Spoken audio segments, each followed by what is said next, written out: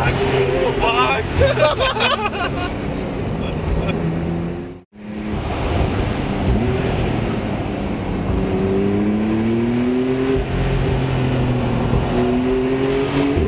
Das ist ja gerade eine Traumstraße, ey. Wahnsinn.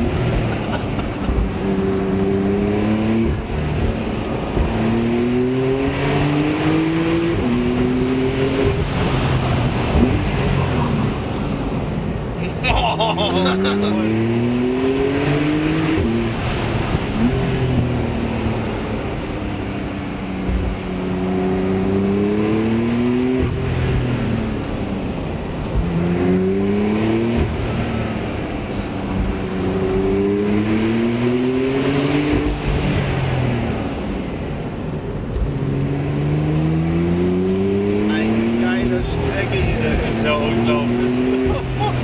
Das ist Hammer.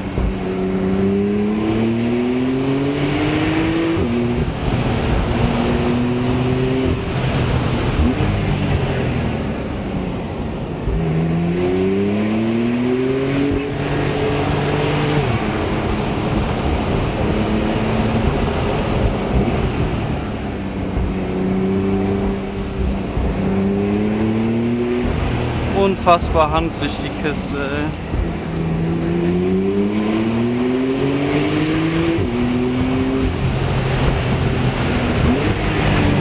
Max!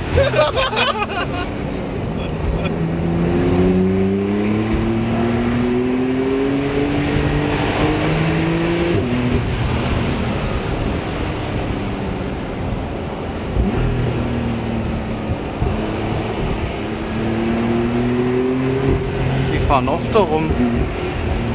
Die Gasannahme, ne?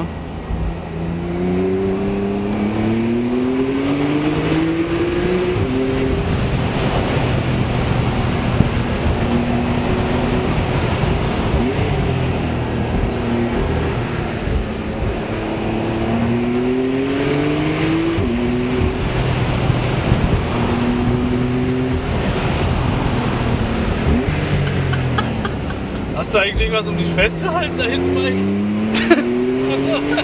Ich halte eigentlich eher nur die Flasche fest. Mein Kopf.